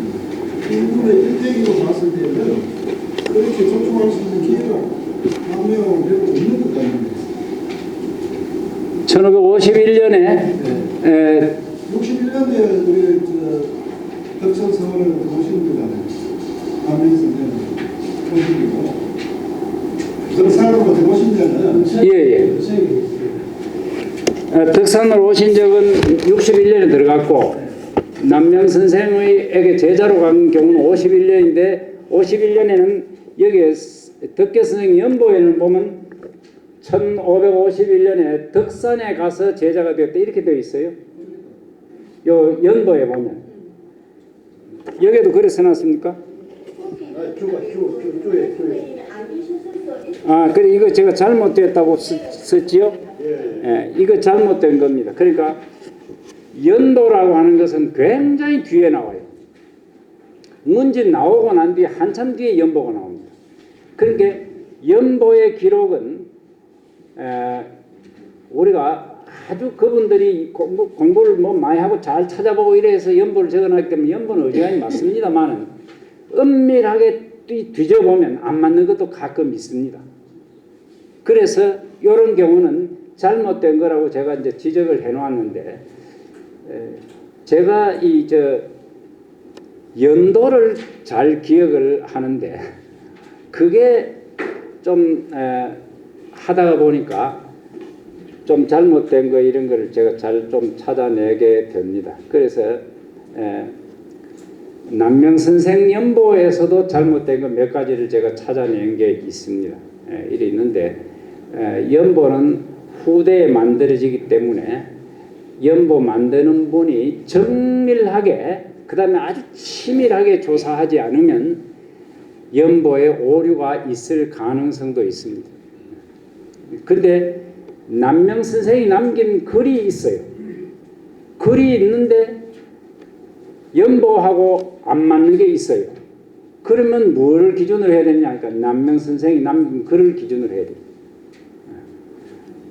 그렇지 않습니까? 남명선생이 남긴 그거는 누가 바꿀 수가 없는 글이 그대로 남아있는데, 거기에 보면 남명선생이 30살 넘어서 그 김해에 산해정을 짓고 김해에 거주했다고 되어가 있는데, 연보에는 보면 25살에 그랬다고 되어 있어요.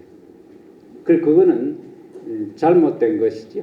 25살 하는 건 잘못된 거다 이 말이죠. 그리고 남명선생의 글을 근거로 해서 수정을 할 수가 있는 것이지. 요거는 덕계 선생이 51살 때 1551년에 31살 때 덕산으로 남명선생을 찾아갔다 이 말은 그때 남명선생이 덕산에 살지 않았을 적인데, 그거는 남명선생 기록에 보면 다 나와 있는 건데, 그걸 보면 1551년은 삼가 뇌룡사에 있을 때다 이 말이죠. 그러니까 거기 찾아가서 제자가 되었다고 보는 것이 맞는 거지. 그럼 1561년이라고 하면 그러면 덕산으로 찾아갔다 해도 말이 된단 말이죠. 그리고 이런 거는 다른 사람의 기록을 가지고 요거를 이제 수정할 수 있다는 것입니다.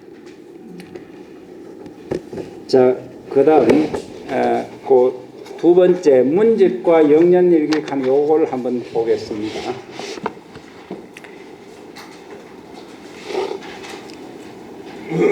영년이라고 하는 말은 지날역자고 해년자지 않습니까? 한 해 한 해 지나가다라는 뜻이에요. 그러면 한 해 한 해 지나간 것을 계속해서 해마다 쓴 일기라는 거예요. 그리고 영년일기 이런 책은 어떻게 되냐면 지금 현재 남아 있는 일기를 보면 하루하루 그냥 써내려간 거예요. 근데 이거를 후대의 일기는 보면 옛날의 일기를 다시 고쳤습니다. 옮겼습니다.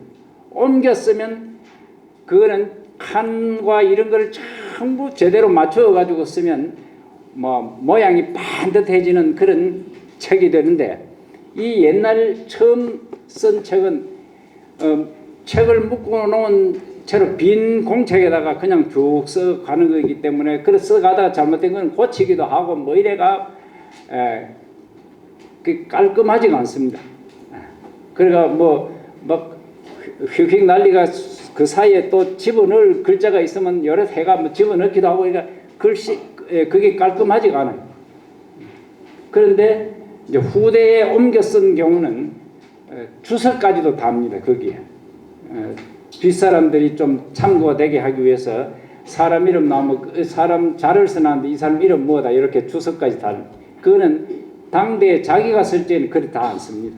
그냥 자기 주르륵 써놓은. 근데 자기가 쓰면서도 혹시나 나중에 참고가 될까 싶어서 자를 써놓고 밑에 이름을 쓰는 수도 있긴 있지만, 그거는 전체적으로 보면 요게 이분이 직접 쓴 것인지 아닌지 대개 구분이 갑니다. 그리고 영년일기는 지금 현재 덕계 선생이 직접 쓴 겁니다.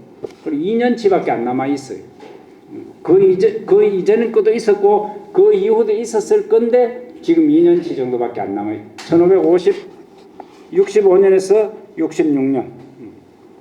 제가 보겠습니다. 영년일기는 1565년 정월 18일부터 1566년 11월 1일까지 약 22개월에 걸쳐 덕계오건이 매일의 일을 간략하게 기록해 둔 것으로 이 가운데 1566년 7월 20일부터 9월 12일까지와 9월 19일부터 9월 29일까지는 날짜만 기록되어 있고 내용은 기록되어 있지 않으며 이렇게 이제 좀 빠진 거는 그날은 무슨 다른 일이 있어가지고 한 일주일 동안이나 열흘 동안 이럴 때는 그 집에 차분히 요걸 기록할 여유가 안 돼 가지고 시간이 지나고 나니까 기록을 보충을 해가 기록을 해놔야 된대.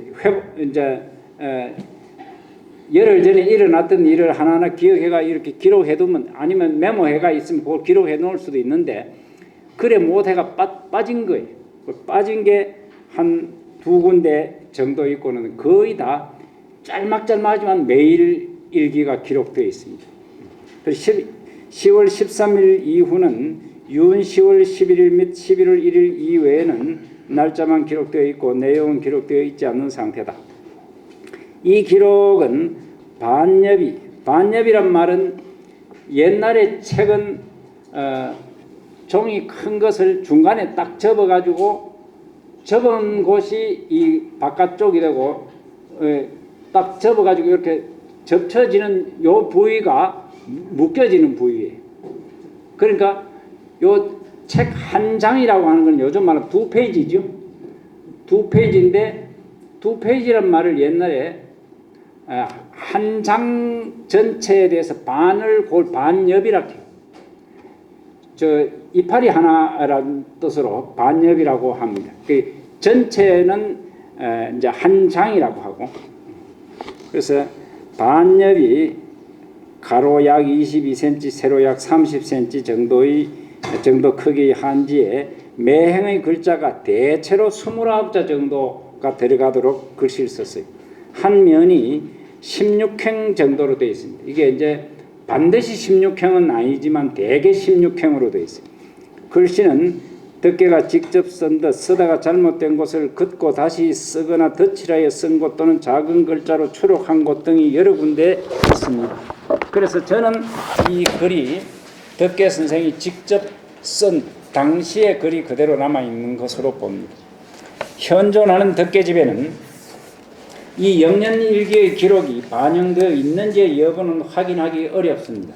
그러나 덕계연보에는 이 기록이 군데군데 인용되어 있습니다. 덕계연보 만들 적에는 이거를 아주 많이 참고했다는 것을 알 수가 있습니다. 근데 이것만이 아니고 덕계연보 만들 적에는 덕계일기가 더 있었을 것 같아요. 제가 보기에는. 근데 덕계연보 만들고 난 뒤에 요것만 지금 현재 남아있는 영년일기 2년치 그거 정도 말고는 잃어버린 거 아닌가 저는 그렇게 생각이 돼요. 있었는데 지금 현재 잃어버리고 남아있는 게 그 정도 아닌가 싶습니다. 덕계집은 언제 간행되었는지 정확히는 알 수 없습니다. 다만 1829년에 지은 것으로 되어 있는 덕계연보의 서문에서 강고 유심춘이 표현한 문집이 간행된 지 100여 년이 되었다라는 말을 참고하면 1700년대 초기에 문집이 간행되었으리라는 것을 짐작할 수 있습니다. 덕계 선생 문집은 1700년대 초기에 간행되었고 덕계 선생 연보는 그 뒤에 100여 년 뒤에 이루어진 것이 아닌가 이래 본다는 말이죠. 일반적으로 경제적 여건 때문에 가능하면 문집의 양을 줄이려 하는 것이 사실이지만 신암 이주민의 아버지 이공양에 대한 만사나 고봉기대성과의 수작이나 하향할 때 전별련에서 지은 시들은 작품의 우수성 여부는 차치하고 하더라도 교제관계를 이해하기 위해서는 반드시 문집에 실었어야 할 것으로 생각되는데 그게 지금 문집에 안 실려 있습니다. 그 덕계 선생 문집에는 빠진 게 말하자면 이공양에 대한 만사. 이공양은 남명선생의 자형입니다. 남명선생 바로 위에 누나가 있는데 그 누나의 남편이 이공양인데 남명선생하고 아주 친한 친구였습니다. 그런데 그 이공양에 대한 만사가 이 덕계 선생의 만사가 그 실려 있고, 그 다음에 고봉기 대성과의 주고받은 시, 그 다음에 서울에서 내려올 적에 전별연에서 지은 작품, 이런 것들은 문집에 실어둘만 한 건데 어찌된 영문인지 예전에는 하여튼 문집을 만들 적에 어쨌든 양을 줄이려고. 지금 오늘날은 돈이 뭐 얼마나 들든지 간에 뭐 책 만드는데 돈 2억 만들려고 했으면 그거 뭐 몇 개 뺄 생각은 할 건데, 옛날에는 그 문집을 간행하는데 될 수 있으면 양을 줄여야 돼. 그러니까 어지간하면 그저 문집의 양을 줄이려는데 굉장히 신경을 많이 씁니다. 그래서 문집 만들 적에 마지막에 책을 쫙 적어 놔놓고 마지막에 어떤 분한테 딱 교정을 봐달라 이럴 때 그 교정은 뭐냐니까 내용을 보는 게 아니고 그 글자 잘못된 거 보는 게 아니고 이거를 빼도 되느냐 안 돼. 그 될 수 있으면 많이 빼게 해요. 그래서 보면 이 기역자처럼 빨간 붓으로 기역자처럼 이렇게 딱 쓰는 필사본에 이렇게 딱 써놓은 게 있는데 그거는 빼란 뜻이에요. 그리고 필사본 문집 중에 이렇게 딱 표시되어 있는 게 많이 보이면 아 이거는 문집 초고인데 문집 초고 만든 상태에서 요거 빼라는 뜻이에요. 그래서 문집 보면 그거는 안 실려 있습니다. 그 제목에 이렇게 딱 기역자처럼 이렇게 딱 꺾어놓은 게 그게 요즘 말하면 제외하라는 뜻이에요. 그래서 문집 초고로 만들어 놨는데 뺀 게 많습니다. 보면 제가 그런 걸 여러 권을 제가 봤는데 어떤 경우는 3분의 1 가까이 빠지는 것도 있어요. 그리고 그 이제 뒤에 사람이 학식이 풍부한 사람은 앞에 사람이 글 중에 뜯어고치는 게 많아요. 글도 그러니까 본인의 글을 많이 뜯어고칩니다. 그게 옛날 그 퇴계 선생의 문집에서도 손을 대려고 하니까 대지 마라. 선생이 그걸 어디 감히 손을 대려고 하느냐. 그래도 선생에게 문제가 생기면 곤란하지 않나. 이렇게 해서 선생에게 흠이 될까 싶어가 글자를 뜯어 고치는 거예요. 우리 생각에는 뭐 흠이 될 게 뭐가 있겠나 이렇게 생각하지만 어떤 글자 한자를 고치는 게 흠이 안 된다고. 그러니까 남명 선생 시 중에 49살 때 지은 시가 있는데 그 욕천이라고 하는 시가 있습니다. 그 아마 여러 분들 중에 아시는 분도 많으실 건데 그 욕천 시에 보면 전신 40년 전후라고 하는 시가 있는데 여기는 없을 거고 전신 40년 전후 하는 이게 원래 전신 50년 전후에 그때 49살 때 지은 시니까 내 몸에 이 쌓인 50년 동안의 때를 천선 맑은 물에 깨끗이 씻는다 이렇게 시작이 되는데 근데 거기에 보면 만약에 오장 안에 티끌이 생긴다면 지금 즉시 흐르는 물에 배를 갈라서 띄어보낼 거다 이런 말을 했는데 거기 보면 오장이란 말이는 오네 다섯 오자가 거기에 있고 또 50년 할 때 다섯 오자가 또 나오니까 다섯 오자 두 번 겹치는 거 이거는 시인들이 싫어해요. 그래서 남명 선생이 시도 제대로 지을 줄 모른다. 이 소리를 들을까봐 제자들이 앞에 50년 전 누구하는 요걸 사자로 바꿔봤어요. 그래서 남명 선생이 시를 바꾼 거예요. 이거 말하자면 후배들이 남명 선생이 지은 시를 감히 바꾼 거죠. 그건 왜 그래 감히 바꾸냐 하면 선생이 오자 두 개 겹친 것도 이게 남명 선생이 시 잘못 짓는다고 시도 지을 줄 모르는 사람이라고 이렇게 후대의 사람들이 비난할까봐 선생에게 욕이 안 가게 하기 위해서 사실 바꾼 거예요. 저는 그렇지만 그걸 놔두는 게 남명 선생 다운 모습을 우리가 보게 하는 거, 이해하게 하는 거 아닌가. 남명 선생은 그런데 신경을 안 쓴 분이다. 이래 이해하면 별 문제가 없다는 거죠.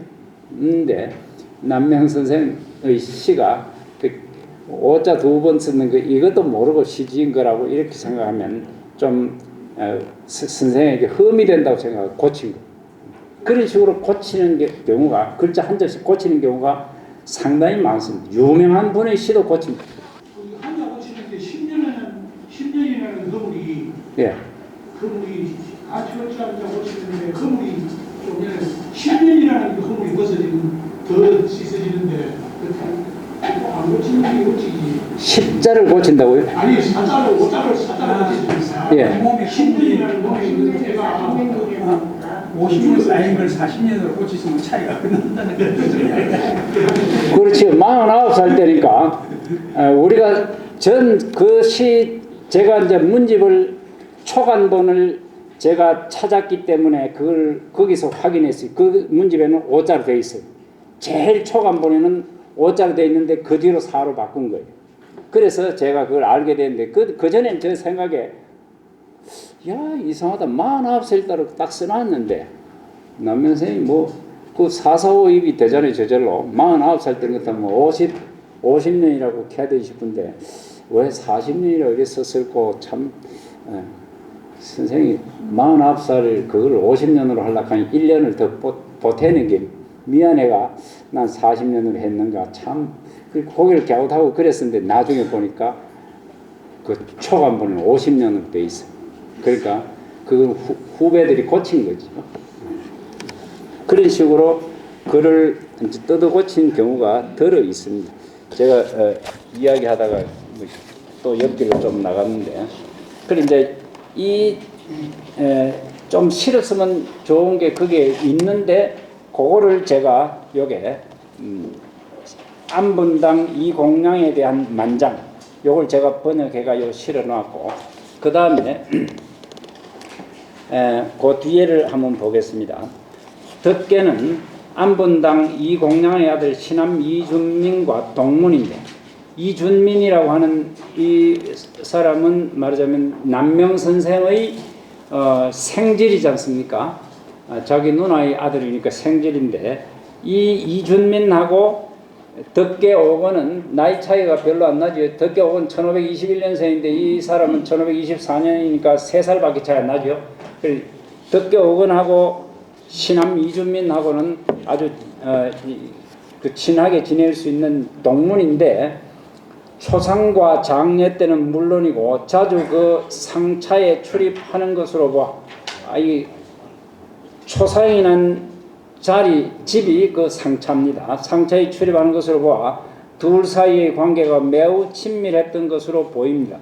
뿐만 아니라 안분당 이공량은 남명의 자부였으므로 이게 요즘은 자형이라고 하지요. 옛날에 기록에 보면 자부라고 돼 있어요. 누나의 남편이란 뜻이죠. 자 누나고 부는 남편이란 뜻이죠. 남명의 자부였으므로 평소 남명과 같이 있는 자리에서 자주 만났을 것으로 추측됩니다. 다음은 오관산 전사관으로 개성에 갔다가 동년이란 말은 동년에 급제한 사람.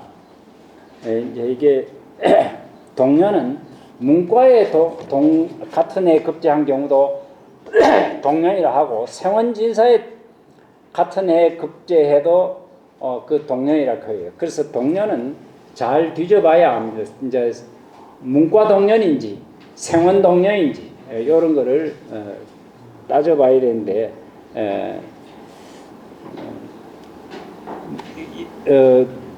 국조 문과 방목에는 덕계보다 2년 전인 병진년의 벽시에 장원 급제한 것으로 표기되어 있어요. 그래서 이게 과연 동년인지 문과 동년은 아닌 것 같은데 왜 동년이라고 되어 있는지 잘 모르겠어요. 그리고 연보에 보니까 동년으로 되어 있어요. 동년인 풍덕 군수 이민각을 만나 서화담의 구글을 돌아보고 서로 주고 받은 시입니다.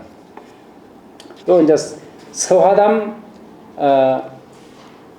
그 살던 곳에 이분이 덕계 선생이 찾아가서 남긴 시에 이거는 이런 사실을 남명에게 이야기해서 그런지 모르지만 남명이 이 화담의 시에 차운한 시가 있습니다. 근데 남명은 화담을 만난 적이 없어요. 만난 적이 없는데 화담 시에 차운한 게 남아 있어요. 그거 보면 이 덕계가 남명에게 이 화담에 관한 이야기를 말해주지 않았겠나 이렇게 싶어요. 그래서 화담의 제자들하고 남명의 제자들하고는 서로 기미가 통해가지고 친구가 된 사람이 많아요. 그래서 우리가 나중에 보면 동인, 서인, 남인, 북인 이렇게 나누어지지 않습니까? 거기에 보면 동인, 서인 이래 할 적에 동인에 퇴계선생 제자, 남명선생 제자, 화담선생 제자가 동인이에요. 근데 이 동인이 다시 남인과 북인으로 나뉩니다. 남인, 북인으로 나뉠 적에 남인은 퇴계선생 제자고 북인은 남명선생 제자와 그 다음 화담선생 제자가 북인이 됩니다. 그래가지고 북인이 나중에 집권하고 난 뒤에 이 그 광해군 시절 끝날 때까지 북인이 집권했는데 그 북인 집권 북인 중에 핵심 인물이 남명 제자도 많이 있지만은 화담 제자의 제자 이 사람들이 많이 있어요. 허균이라든지 허봉, 허성 이런 사람들 초당 허엽이라고 하는 사람이 그분들의 아버지인데 초당 허엽이 바로 그 서화담의 제자입니다. 그 초당 허엽의 후손이 조선 말기에 김해 부사로 내려와가 이 근처 수많은 사람들이 성제 허전의 제자가 된 거죠. 세월이 흘러서 300년 내지 400년 가까이 지났는데도 그분 그때 살기를 경기도 살았는데 그 경기도 사는 분의 김해 부사로 왔는데 여기 있는 사람들이 왜 그 제자가 그렇게 많이 됐겠냐. 그 연원을 따지러 올라가 보면 옛날 같은 북인이었다는 거예요.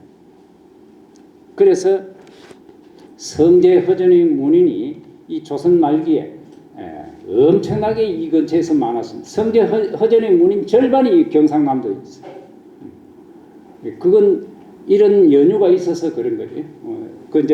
그 출발점이 덕계 선생이 벼슬하면서 이 화담 학파와 가까이 지내는 바람에 이제 이분들이 나중에 덕계 선생이 1570년 고무렵에 이조 정랑을 하다가 자리를 물려주고 난 뒤에 동인 서인이 그것 때문에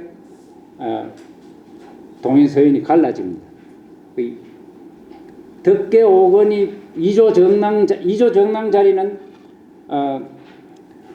인사권이 하급 관리의 인사권이 그거 다 있어요. 그래 고급 관료는 안 되지만 하급 관료는 이조 정랑이 그 인사권이 있어요. 그러니까 이조 정랑 자리는 굉장히 중요한 요직이었습니다. 근데 그 요직을 이제 덕계 오건이 그만 그런 자리에 있고 싶지 않아가 벼슬 하다가 그만두는데 한 1년도 안 했어요. 그걸 하다가 그만두는데 그 자리를 누가 차지하느냐. 이것 때문에 나중에 동인 서인이 나눕니다. 그런 정도인데 남명 덕계 선생이 그 당시에 화담 선생의 제자들하고 잘 어울리다 보니까 나중에 그분들이 동인이 되고 동인 중에서 나중에 또 북인이 되고 이래 됐던 겁니다. 이 기록이 상당히 중요한 의미가 있는 게 그런 뜻이다 이 말이죠. 그냥 단순하게 보면 그 예사로 볼 수가 있지만 그런 걸 역사가 어떻게 흘러가는가 알고 그거하고 관련해가 딱 보면 이게 정말 중요한 의미가 있구나 이런 생각이 드는 것이죠. 거기에 그 뒤에 314페이지 그 이제 인용하고 제가 번역했는 게 나중에 한번 찾아보시고 이 가운데 뒤의 두 수는 문집에 실려 있으나 그것만으로는 시를 지은 상황을 잘 알 수 없는데 여기 이 일기의 기록을 통해 학문하는 선비의 시의 한 전형을 볼 수 있을 것으로 생각이 됩니다. 다음은 양성은 도희령과 함께 고봉기대성을 찾아가 주고받은 시입니다. 이건 이제 도희령이라고 하는 사람은 1539년에서 1566년까지 살았는데 이분도 남명제자예요. 남명제자인데 도희령은 산청 사람인데 이 덕계보다 18살 적지 않습니까? 그런데도 덕계가 이 도희령을 굉장히 대접을 했어요. 공경하는 마음을 가지고 있었어요. 근데 이분이 1566년에 죽어요. 이분이 죽는 게 일기에 나옵니다.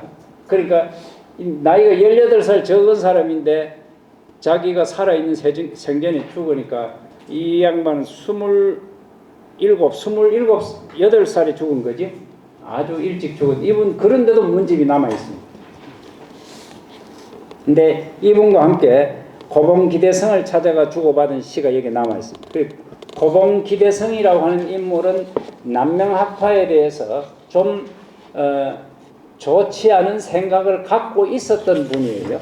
그런데 고봉기대성과 주고받은 시가 있다는 것도 이것도 관심을 가지고 볼만한 것이죠. 그래서 내용이 뭐며 왜 만났는가 하는 이런 것들을 한번 좀 보는 데 도움이 된다는 겁니다.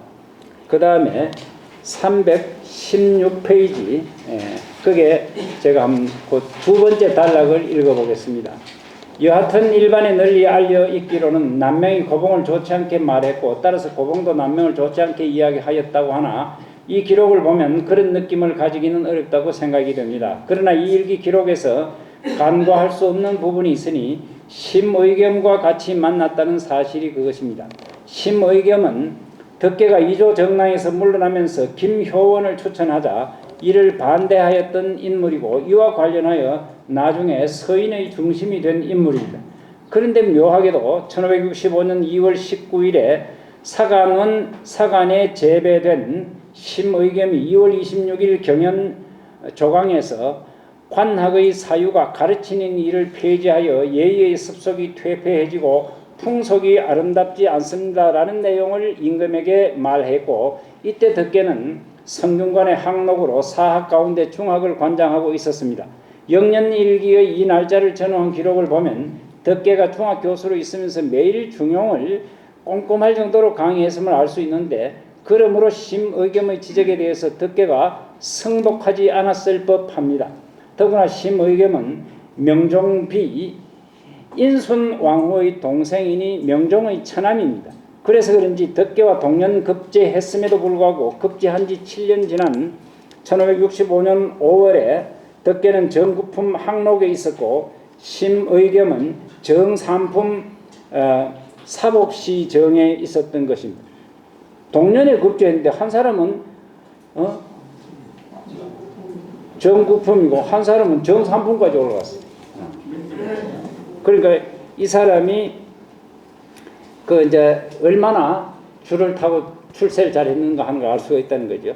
덕계는 당시 나중에 성인이 되는 몇몇 인물들과도 깊이 교제했지만 결국 심의겸과는 여러모로 맞지 않았던 것이 있었던 것으로 보입니다. 외척으로 허명을 좋아했다는 기록이 실록에 보이는 것으로 보아도 덕계와는 애초에 맞지 않았을 법하고 기고봉이 그와 만나는 것도 못마땅하게 생각한 것이 아닌가 합니다. 풍성의 금기 이야기를 시에 내세운 것도 그와 관련한 것이 있는 것이 아닐까. 요 이제 시의 내용을 보면 진나라의 장화가 풍성 쪽에 금기가 있다는 것을 알고 술사내환이라는 사람을 풍성령으로 보내 천하명금 간장금을 얻게 되고 그전에는 그 기운을 보고 오를 멸망시킬 수 있다고 하여 결국에는 이를 성사시켰다고 제가 그 위에서 설명한 적이 있는데 그 이야기입니다. 풍성의 금기 이야기를 시에 내세운 것도 뭔가 그런 것이 아닌가. 그래서 이 부분을 좀 논문을 쓰거나 할 적에 좀 참고해 볼 필요가 있다는 겁니다. 덕계는 기고봉을 만나본 후 열흘쯤 뒤에 벼슬을 그만두고 서울을 떠나는데 다음은 이때 한강의 전별련에서 지은 시입니다. 요 이제 전별련에서 지은 시 요것도 그런 의미에서 한번 볼만하다 하는 그런 이야기죠. 그래서 요거는 이제 제가 중요한 것만 몇 개 뽑아놨을 뿐인데 이것 말고도 이제 좀 볼만한 게 있다 싶어서 다음 시간에 요 뒤에 322페이지 붙어 있는 영년일기 제가 초 해놓은 겁니다. 요걸 제가 초서로 뭐 써놓고 이래야 되는 거를 제가 알 수 있는 데까지 이제 8초를 해가지고 어떤 거는 번역을 해놓고 뭐 해놓은 게 있는데 요걸 한번 쭉 좀 다음 시간에 한번 보도록 하겠습니다. 오늘은 이 정도로 하겠습니다. 마치겠습니다.